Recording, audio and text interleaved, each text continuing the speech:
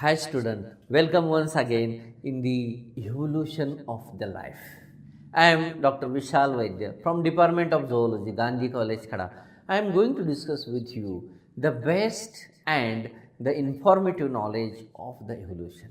Lot of questions will arise in the mind of my student that about the evolution. Evolution means what, and what are the stages of evolution, what are the systematic plans of evolution, and what is evolution, and what are the concept of the evolution. So it is, the evolution is a very simple explanatory part of the biology and very interesting. So what today I am going to discuss with you the newly bit and the modern bit of the evolution, that is organic evolution. Now what is evolution? First of all, the definition is very simple. The formation of complex organisms through a gradual change. Look at that. The formation of complex organisms through a gradual change from the simple ancestral type over the course of the geological time is termed evolution or organic evolution. What is the definition? The formation of the complex organisms through a gradual change from a simple ancestral type over the course of geological time is termed as the evolution or organic evolution. Now, there are different theories of organic evolution, but according to the theory of organic evolution, the various present day organisms were not created in the same form in which they exist today, but have gradually evolved from much simple ancestral forms from a common ancestors. Now, what is there saying that? Due to the common ancestral forms. Now, in the next point of our discussion, the characteristic of organism had been changed in the past. Look at that word. The characteristic of the organism had been changing in the past. They are changing even today and will continue to do so in the future as well.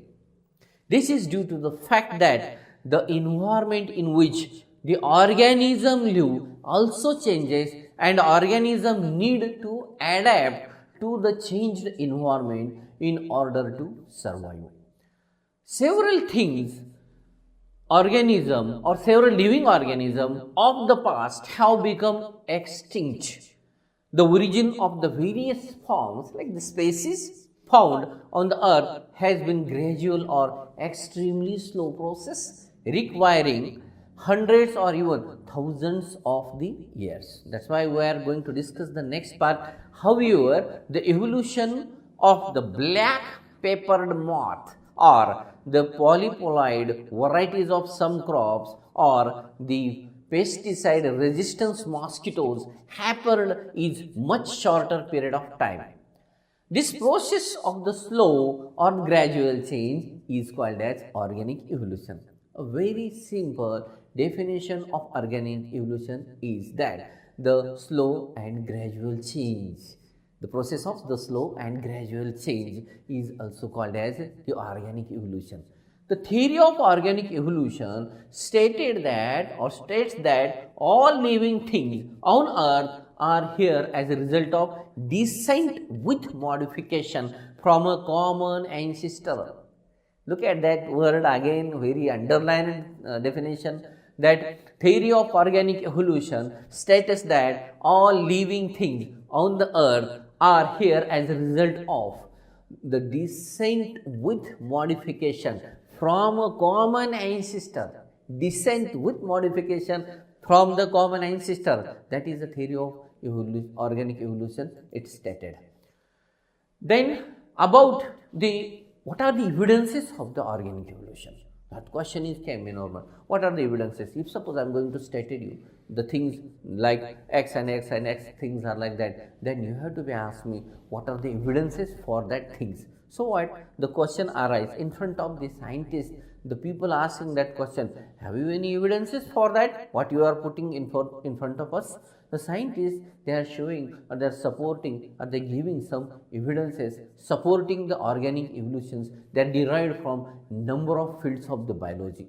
Those discussed now here.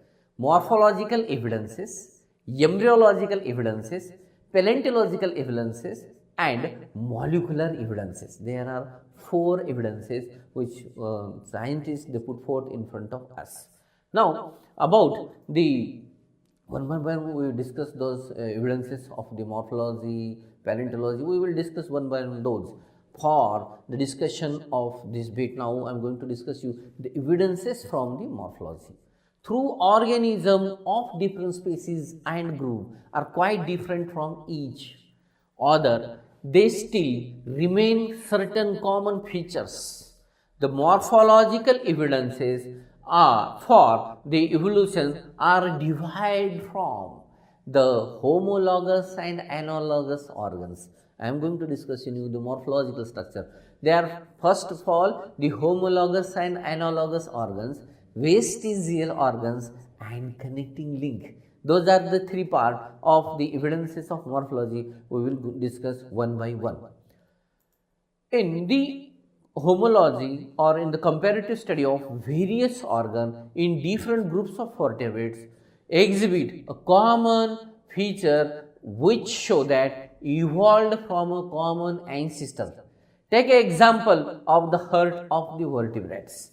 Now, in the heart of vertebrates, are showing you the Pisces heart A, B is a amphibian heart, and C is a reptile heart, and D is a mammalian heart. What you are observing from those 4 hearts?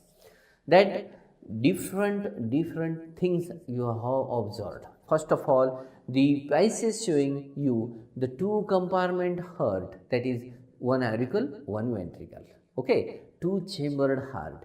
And the amphibians, they are showing you the 1 ventricle and 2 auricles, right and left auricle. And the reptiles, they are showing you the ventricles means 2 auricles and 2 ventricles. Okay, but and the lastly the mammal, they are showing you the complete design of the 4 means the quadrant heart, means the 2 ventricles, 2 auricles. Okay, and this is a systematic, diagrammatical, comparative resembling thing of the evolution. Means when our evolution or our ancestors come from the Pisces, that heart, it's showing you the 2 chamber. Now in the amphibians, those are the next, they are showing you the 3 chamber, means 2.5 chambered half. Now the reptile, they are showing you the incomplete 4 chambered heart, and but the mammal, they are showing you complete 4 chambered heart. This is an example of the heart, of the vertebrates, which are showing you the comparative study of different vertebrates. About the homologous organ, this is the next part of our discussion. Homologous organs are the organs which are simpler in structure and origin. Look at that, word is very important. Homologous organs are the organs which are simpler in structure and origin, but look very different and perform different function. The simpler in structure and origin, but they look very different and perform different functions. They are called as homologous organs. 4 limbs of vertebrates are a good example of the homologous organ. 4 limbs of the wings of the 4 limbs of the vertebrates, they are showing a good example of the homologous organ because they all are simpler in structure and origin, but they show a different and perform a different functions. They are built on the same fundamental plan, yet they appear different and perform different functions. They have the same fundamental plan of their structure. In each case, the 4 limb consists of the humerus, radius, ulna, carpus, metacarpus, and phalanges. Those are the things which they consist in the baseline structure. In case they are consist the humerus, radius, ulna, carpus, and metacarpus, and phalanges. This basic symmetry in the structure of the apparently different 4 limbs of different kind of vertebrate is due to the fact that all these limbs have evolved from a common type called pentadactyl. What is that? Pentadactyl means 5-fingered limb. So they are called as pentadactyl. These limbs have evolved from common type. So, okay, those are called as pentadactyl. The homologous organ in front of you, I am showing you the figure which showing you the homology and the adaptation in bones of the forelimbs of the some vertebrates. The first they are showing the birds, whales, cat, horse and the human. Those four limbs of those. In the they are showing you the humerus, radioulna, carpals, metacarpals and the phalanges. Means the plan of the action is same. Means the structure is same. The homologous organ therefore provide this that different kind of organism came into the existence through a evolution. Now, what is the analogous organ? It is again opposite to the homologous organ. Apparently they are same, but structurally and functionally they are different. They are homologous, but the structure which are functionally similar but structurally different, functionally similar, structurally different, are called as analogous organ. This is an main difference. In an examination, they will ask you the questions or they will ask you the comparative questions of the homologous and the analogous organ. That time you put that word, that analogous, they are functionally similar but structurally different, are called as analogous organs. The wing of an insect and that of bird or a bat or pentadactyl are the example of analogous organs, which is the figure you are showing, the analogy between the wings of insect of a different vertebrates. The function of the wing is the same, which is for flying. But the insect wing, no structural resemblance with that of the vertebrates. Likewise, the insect wing, structurally that same, but functionally they are same. Structurally they are different, functionally they are similar. So what it is called as the analogous organ. Now the next, that is vestigial organ. The vestigial organ is any small, degenerate or imperfectly developed, means non-functional organ or part which may have been complete and functional in some ancestor. What is that vestigial organ? It is non-functional organ. Okay, and but small, degenerate or imperfectly developed or non-functional organ or part which may have been complete and functional in some ancestor. In our some ancestor, they have like the tail which is present as a part in our ancestor. But now we are tailless. Likewise, few examples are in front of you in this figure. Some vestigial organ in the human body, that body hair in a male. This is an vestigial now. Then the wisdom of the teeth is an appendix which is present in the stomach region, appendix and the tail vertebra Those are the vestigial structures nowadays in the human being.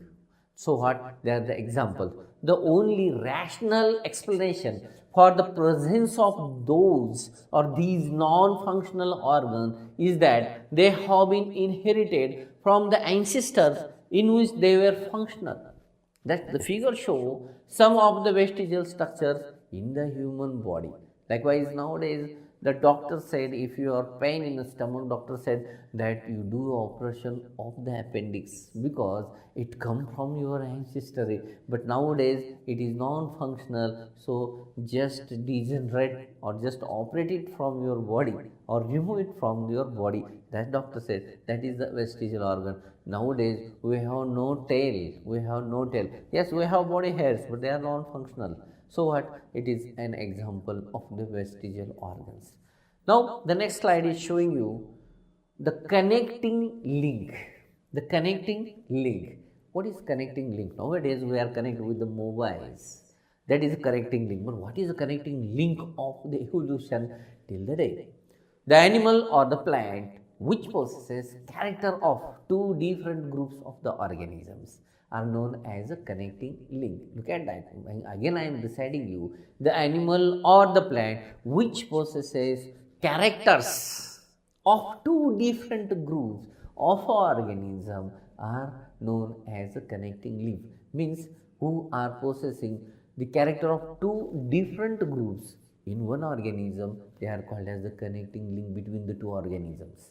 The connecting link established continuity in the series of organisms by providing that one group has evolved from the other.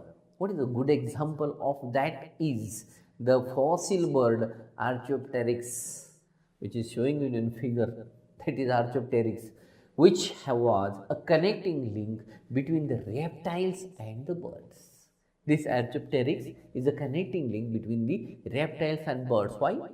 This bird had a beak with teeth and a long tail with bones like the lizard. Look at that functional thing of this example Archaeopteryx is this bird had a beak with teeth and long tail with bones like the lizard. That's why it is an connecting link between the reptiles and the bird. It has feathers on the wings and on the body like the birds. So what? He is a connecting link character between the reptiles and the birds. Now, the embryological, no, those are the anatomical things. Now, we are moving towards the embryological evidences or the evidences from the embryology. Embryology is the study of development of an organism. The embryo, whenever the embryo is come from the first month, second month, means that their development is showing. So, embryology is the study of development of an organism. The aspect of embryology which support the doctrine of the origin of the evolution. They are similar stages of early development, means the morula, the blastula or the gastrula in all the animals. What I am saying you, the aspect of embryology which support the doctrine of the evolution, of the organic evolution, they are the similar stages of the development, that is morula, blastula and the gastrula in all animals. That's it. The embryos of all vertebrates are similar in shape and structure in their early stage. Every vertebrate showing you the similar embryo shape and structure in their early stage. What I am saying you, in the early, in the first 1 or 2 stages, they are similar in all vertebrates comprises to the mammals. This resemblance is so close that it is difficult to tell them apart. All the vertebrates start their life from a single cell, the zygote. The zygote is a single cell structure. All of them during the life history pass through 2-layered blastula and 3-layered gastrula stage and then through a fish-like stage with a gill slits. All the different aspects of embryology strongly support the fact that different stages of the vertebrate had a common ancestry. They had a common ancestry. It means they are single stage, zygote is formed, then the nextly that is 2-layered blastula is formed, nextly that is gastrula stage is formed, and then the fish stage like structure gill slit is formed. So that is why it is called as all the vertebrates, the different class of the vertebrates had a common ancestors. Now, in the next slide, we are going to discuss with you the evidences from the paleontology. Paleontology means what? What is meant by paleontology? Paleontology is the study of fossils. The fossils are the remains. What is fossil? The fossils, they are the remains or the traces of the animal and the plant life of the past. Look at that. I am going to discussing you the 2 more important definition of the organic evolution, that is paleontology. It means study of fossils. Fossils means remains or the traces of the animal and the plant life of the past found embedded in the rock either as a petrified hard parts or as a molds or the cast or the tracks. In the examination this question will come. What is definition of the paleontology? Definition of the fossils. Fossils are the remains or the traces of the animals and the plant life of the past found embedded in a rock, either as a petrified hard part or as a molds or cast or tracks. Fossils of the earliest era in a geological time scale were those of the bacteria, then the invertebrates, then the successively of the fishes, the amphibians, reptiles, and lastly of birds and the mammals. And among mammals, primitive fossil of human are the most recent. Now, the slide which showing in front of you, this is a series of vertebrate embryos which compare stages of the development. Now in this file, we are going to discuss you, in this stage, we are going to discuss you the discovered fossil of the horse, elephant, camels, and humans provide their ancestral history. Look at that, the horse. Now, the first, that is aqueous, is the herd which showing you the Meryhippus, then the Mesohippus and the Ichthyohippus stages. While the fossil record of the bone of hind leg of horses showing you the Ecohippus to aqueous, showing decrease in the number of the toes. What is showing you? Decreasing in the number of toes. Now the modern horse, that is aqueous, is come forth in front of you due to that point. Now all the organisms is now have the cell as the basic unit of the life.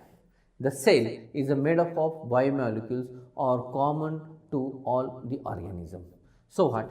Today I am going to discuss with you the molecular evidence of the evolution. Now what is that molecular evidence? All organisms, they got a basic unit of life, that is a cell, and the cell is made up of biomolecules or common to all organisms. Ribosomes, the cellular organelle, are of the universal occurrence in the organisms. DNA is the hereditary material of all organisms except for some viruses. ATP means adenine triphosphate is the molecule which stores and releases energy for the biological processes. The same 22 amino acids from the constituents of the proteins of almost all the organisms. The genetic code is universal. Exceptions are very few. The central dogma which deals with the transfer of genetic information in the cell is the same. The basic steps of the transcription and the translation for the protein synthesis are similar in the organisms. The sequence of the nucleotide, such as that of the promoter gene, that is Tata box, TATA box, is common to all organisms. Now, however, the organisms sharing some chemical characteristics show close evolutionary relationship. What are the examples? Human blood protein are some most similar to those of the chimpanzee among all apes. However, what I am saying you, that organisms sharing some chemical characteristics show closer evolutionary relationship. The first example is human blood proteins are most similar to those of the chimpanzee among all the apes, or only plant and some algae have chlorophyll, so they are morely close related to each other. This is an exceptional example. Now, similarly, in chemical constituents between the organism in termed molecular homology or the biochemical homology, and are used in recent times to establish evolutionary relationship and from the basis of the synthetics. Now, what is the mechanism of evolution?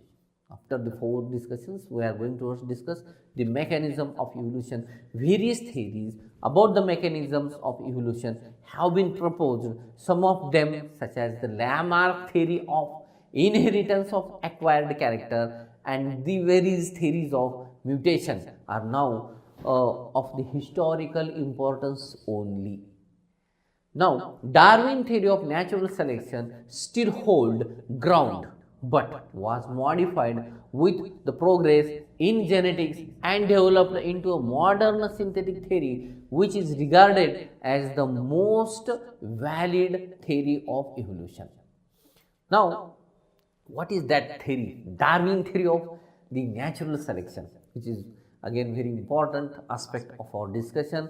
An English scientist, Charles Darwin, in 1809, and he is born, and in 1882 he is dead. Now he explained the mechanism of evolution through his theory of natural selection.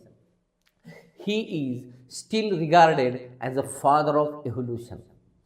Because of two very significant contributions, he suggested that all kind of organisms are related through ancestry.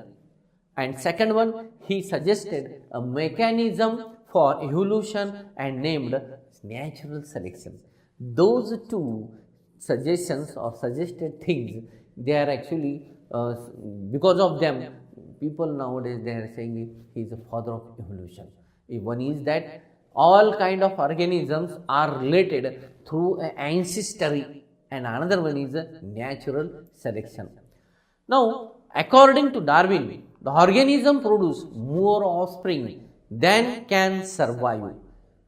Because environmental resources are limited, there ensues struggle for the existence.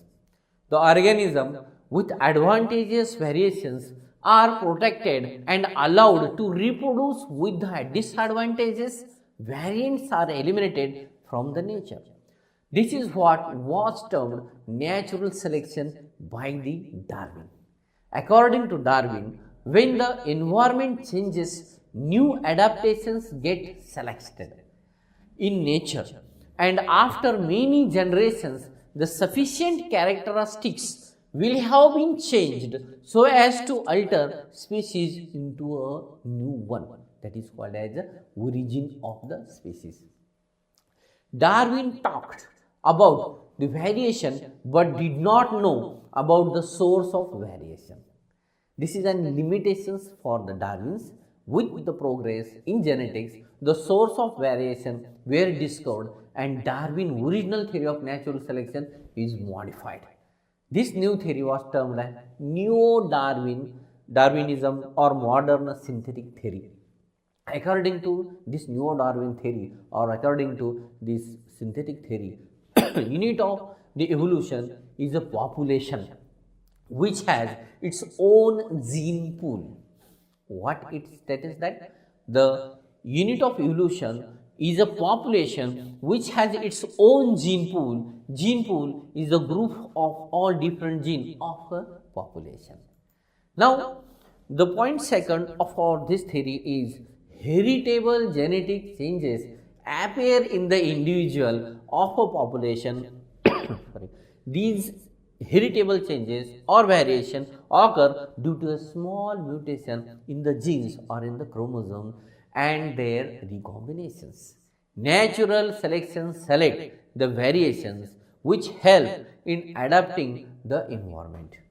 A changes in the genetic constitution of a population selected by natural selection is responsible for evolution of a new species, since through interaction of variation and natural selection more offsprings with the favorable genetic changes are born. This is called differential reproduction. Once the evolved reproductive isolation helps in keeping the species distinct.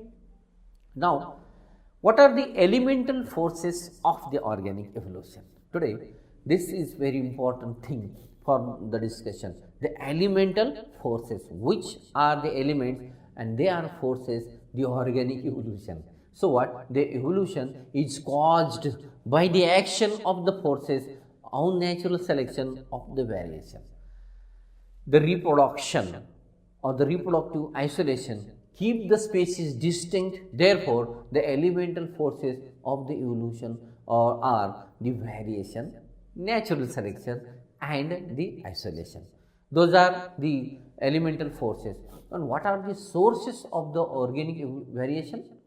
The organic variation or the evolution or the variation arises in an individual member of a population and is favorable, spreads into a population through differential reproduction by the action of natural selection. The variation may occur by a mutation. I am going to explain you, this is very important. Mutation, which is a sudden genetic change. In the examination, definition will come. What is mutation? The mutation, it means sudden genetic change. It may be a change in a single gene or gene mutation or a point mutation, or may affect many genes, means chromosome mutation. What is mutation? Sudden genetic change. It may be change in a single gene or in a genetic material or in a point mutation, or may affect in many genes, means chromosomal mutation. Genetic recombination, which occur in a sexually reproducing organism at every reproduction. The chromosomes and thus genes of the partex mix at a random during a zygote formation. This is why offspring of same parents are different from each other, as they have different combination of parental genes. Variation is also brought about when the crossing over occurs during a gamete formation. Now, gene flow is when there is a change mixing of genes of a closely related species through a sexual reproduction. Genetic drift occur in a small population when a part breaks off a large population. Only the representative genes of a large population are present, which undergo change at the right time, and the small population may evolve into a new subspecies or a species. This is about that. Now, we are going to the next, that is natural selection. Natural selection considered to be responsible for a differential reproduction of genes. Look at that. What is a considerable thing for the natural selection? It is responsible for differential reproduction of genes, which means that more of favorable genes get reproduced in a population. Many examples of natural selection in action are available now. Given below are these of the such examples. The example number 1 is DDT resistant mosquitoes. A very interesting example for that. DDT resistance mosquitoes. Now the repellent resistance mosquitoes also available, but now we are going to discuss one example, that is example number 1, that is DDT resistance mosquito, which is example for the natural selection. Okay, about 50 years back, the mosquito population had been kept in control with the help of DDT. Thereafter, it was found that mosquito could not be killed with the DDT any longer. There appeared DDT resistance mosquito. What had happened was that a gene mutation, means variation, had confirmed given on the mosquito and the ability to resist the effect of the DDT. Now, while DDT killed the other mosquitoes, those with the gene mutation survived, and slowly within a few generations DDT resistant mosquito replaced DDT sensitive ones. DDT sensitive ones. In other words, the DDT resistant mosquito reproduce differently by the action of natural selection. What is I am explaining you, that reproduce differently by the action of the natural selection. This is the example number 1. Now we are going to discuss the next more efficient or more interesting example, metal tolerance in grasses. Metal tolerance in grasses. Certain metal residues sometimes collect in the soil near some industry using heavy metals. Being poisonous, they kill the grasses. However, the resistant grasses are found to evolve after some time through the action of genetic variation and the natural selection. For the above example, can you explain the evolution of the heavy metal tolerant grasses? Now, Now the next example is a very interesting example, that is industrial melanism. In the examination, the question will come for 5 marks on industrial melanism. So what? A common quoted example of a natural selection in action is that the papered moth, that is a Biston betulia. This is a papered moth. The moth with its light colored wing dotted with spot blended well with the lichens growing on the houses and trees on which it rested. The moth with its light colored wing dotted with the spots blended well with the lichens growing on the houses and the trees on which it rested. Where the lichens growing, note that point is very important. Once in a while, if a mutated form of the moth, which is black in color, appeared, it was eaten up by birds as it was consciously because of its black wings. This was observed the British, the Eslis before the industrial evolution. Now, after the industrial evolution, the genes of the black wings provided favorable on the soot-covered lichens growing on the walls of the houses. Natural selection acted through the agency of the birds, which now ate up the conscious light-colored winged peppered moth. These were therefore soon replaced by the black variety. Now in front of you, this figure is showing you the light and dark forms of the Biston betulia. Now there are several such examples in which the human activities changed the environment. The natural selection has been observed to play its role. But it is in an established fact now that all the biodiversity over these millions of the years have also evolved through interaction of variation and the natural selection. Now we are going to discuss you the role of reproductive isolation. Once a new species arises from the parental species due to the effect of variation and natural selection, reproduce barriers prevent the two species from exchanging genes through reproduction. Thus, the two related species cannot mate with each other and remains distinct. Isolation means separation, and reproductive isolation simply means that two species are prevented from successfully reproduction and kept genetically distinct from each other. Now, in front of you, I am showing you a slide that reproductive isolation operate in the following way. The ecological isolation, seasonal isolation, the ethological means behavioral isolation, mechanical isolation, then the physiological isolation, and the zygotic or and developmental isolation. The ecological isolation, it means the two species are unable to mate as they live in a geographically different areas. What I am going to discuss in you, the reproductive isolation operate in the following ways, that is ecological isolation, seasonal isolation, the ethological means the behavioral isolation, and mechanical isolation, physiological isolation, zygotic and developmental isolation. In the ecological isolation, the two species are unable to mate as they live in a geographical different areas. Seasonal isolation, mating is prevented because the reproductive organs mature at different times.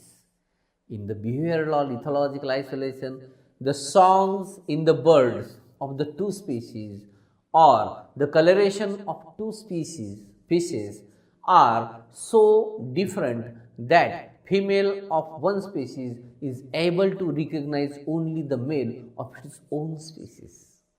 In the mechanical isolation, the explanation is very simple. The male and the female organ for mating differ in the different species and prevent their union. That's why we are different, we are diverse. Physiological isolation, the sperms of one species are not able to survive in the female tract of the another species. This is a very peculiar example. The zygotic and the developmental isolation in what? If all the above mentioned mechanism fails and a hybrid zygote from mating of two different species is formed, it dies after some time. Or if the hybrid zygote, it survives, it dies during the development. That is why the reproductive isolation operates in different ways. Then what is the hybrid sterility? Do you know those word hybrid sterility? The best example is mule, the offspring of a female horse, and the male donkey is called as mule, and it is a good example of hybrid sterility. It lead a normal life, but it is sterile, cannot reproduce. Mule cannot reproduce. So this is next, means the F2 breakdown in the second generation, the breakdown is occur. In the rare cases, all the above mechanism fails and a hybrid is fertile, it cannot reproduce only one generation. It cannot reproduce only for one generation. Now this is about the isolation.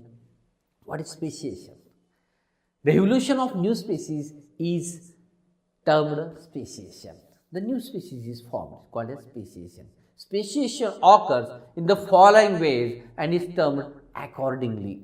Allopatric speciation takes place when a part of the population becomes geographically separated, geographically isolated from the parental population. Look at that. There are allopatric and sympatric. There are two types of speciation. Now the allopatric takes place when part of the population becomes geographically separated or isolated from the parental population. For example, a group of birds lives at the base of mountain. Some member fly up and get geographically isolated. Some member didn't fly up, so they get a job again differently. Now the variation and natural selection act differently on the two because the environment in which two live is different. Gradually, genetic changes and render them to reproduce isolated. What is sympatric speciation? Sometimes a genetic barrier, that is a reproductive barrier, prevents the reproduction between a section of a population of a species with other member. Such a section of a population usually arise plant because of the polyploidy. What is polyploidy? Polyploidy is a mutation in which the normal diploid number of the chromosome become doubled or tripled. Means 2n become chromosome 3n, 4n, 5n, etc. in a section of a population of a species due to the certain irregularities during the cell division. The polyploid section of the population is then unable to interbreed, mate and reproduce with the diploid ancestor and become a new species. Now, the Hardy Weinberg, there are actually two scientists, one is G.H. Hardy and another one is Weinberg. They have one equilibrium. They place one equilibrium. They stated one equilibrium. This is a concept related to both genetics and evolution, and that was proposed by G.H. Hardy and Weinberg. The population of sexually reproduction organism in which gene combine at a random due to a random mating is called as panmictic. In other words, panmictic population is one in which the mating partners are not specially selected. For example, we humans usually do not look for a specific blood group when a marriage is arranged. So, we are panmictic with respect to the blood types. The Hardy-Weinberg principle states that in a panmictic population, if there is no pressure for mutation, selection, genetic drift, then the relative frequency of any pair of the gene remains constant generation after generation. For example, a gene has two alleles P and Q in the population, and no mutation will or selection takes place, then the frequencies of these two alleles will remain constant generation after generation. This can be mathematically represented as the in bracket p plus q bracket square is equal to 1, or p square plus 2pq plus q square is equal to 1. This is an Hardy-Weinberg explanation or the thing or the point. Now, in this way, I am going to finish this very important and interesting part of the evolution. Thank you very much.